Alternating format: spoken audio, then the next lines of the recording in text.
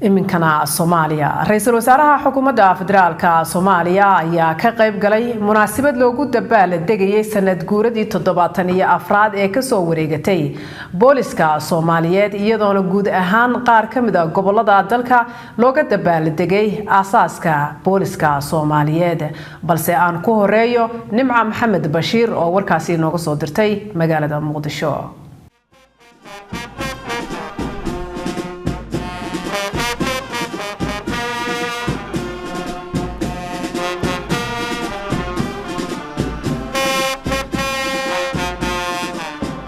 kala 1943 ayaa la aasaasay ciidanka booliska Soomaaliya oo ah hormuudka ciidanka qalabka sida ee Soomaaliya.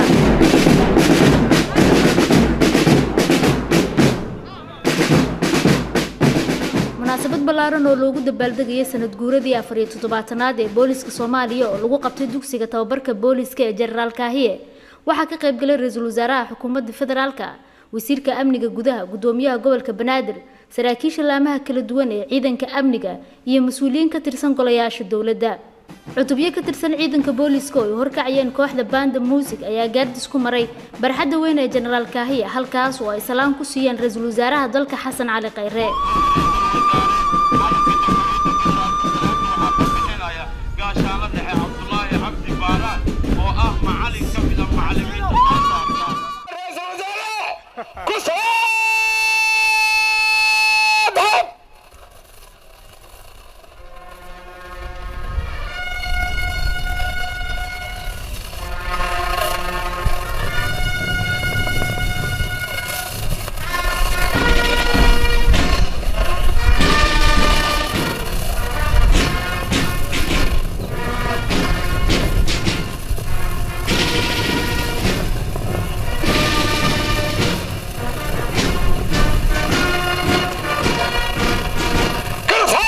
ra'iisul wasaaraha xukuumadda federaalka Xasan Cali Khayre ayaa u baxdhiga taalada booliska kadib hambalyo u diray dhammaan ciidanka booliska Soomaaliyeed. 74 sano ayay waxay ku jireen qorowsdiib. 74 sano ayay waxay ku hormariyeen naftooda dadka kale Soomaaliyeed si iyagu ay annaga noo siiyaan nabad aan geedaan hoostooda ku harsan.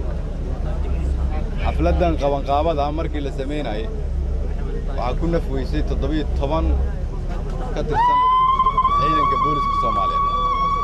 17 kaas haddii aanay naftooda bixin maanta halkan lama joogin. laakiin annaguna ma ilaawi karno 17 halkan ku geeriyooday iyo kuwii ku dhaawacmay.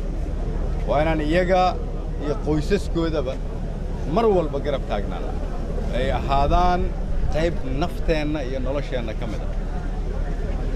kuwa dhintana Allah u naxariisto taasiyaan halkan uga diraynaa waana ka warqabaynaa qoysaska ay ka soo jeedaan kuwa dhaawacanna halkan ayaan kula tacaalaynaa kuwa halkan lagu la tacaali waayana waxaan ka shaqaynaynaa inaan dalka dibaddiisa ku soo daaweynaa ilaa mar labaad waxaan leeyahay hambalyo shacabka Soomaaliyeed wuxuu idinka yahay raalli. wixii ka dambeeyay burburkii dawladda dhexe 1991 ciidanka booliska Soomaaliya waxay u burbureen si la mid ah qaybihii kale ee hay'adihii dawladda inkastoo dib u qaabeen ballaaran lagu sameeyay sanadihii u dambeeyay.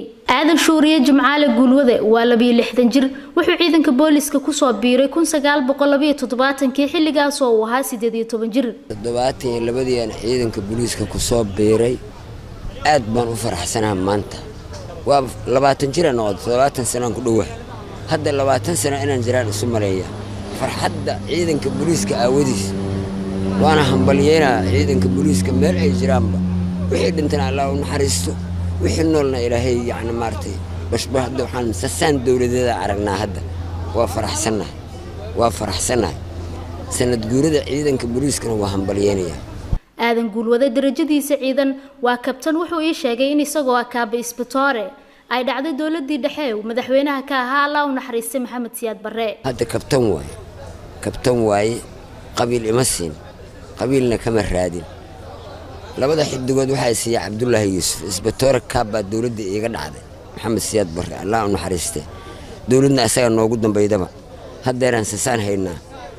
labada xidigtan kalena ninba ii raadiya anoo siyaana 8 sano anoo wada labada xidigood ayaa nin ii raadshi oo hadda dugsiga laga bedelay ninkaas waa u duceynaa hadda saasaan kabtan ku ahay waan ku faraxsanaa kabtanimadeeda jananan horsocoo la qaybta horkoo ku barna kulli siyaano waay qabiil kuma qaadan markii qabiil uma shaqeeyo wax 72 dibowga markaan ka baxay waxa la igu dhaarshay 14 quraan kariimka inaan ummadda Soomaaliyeed si saaniyo ugu wada shaqeynayo shaqadeedu macallin garoon waay cilmigaygu waa kow labo iyo dadkan tababaro oo aan soo saaro waxaas jiraanada arkay qaarkood anaga soo saarna jiraanada aad u jeedaan oo harka arkay yaacay anaga macallimiin u ahayn nimca maxamed bashiir RTN magaalada Muqdisho